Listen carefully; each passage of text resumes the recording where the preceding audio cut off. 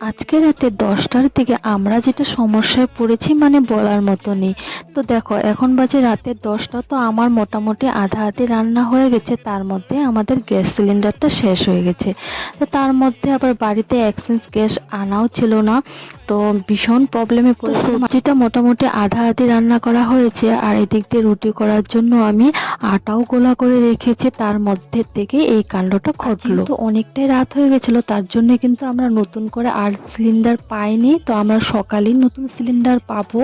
তারপর অনেক সমস্যার মাঝখানে একটা সিলিন্ডার রেডি করলাম, তারপর দেখো আমাদের রাতের খাওয়া রেডি করছি।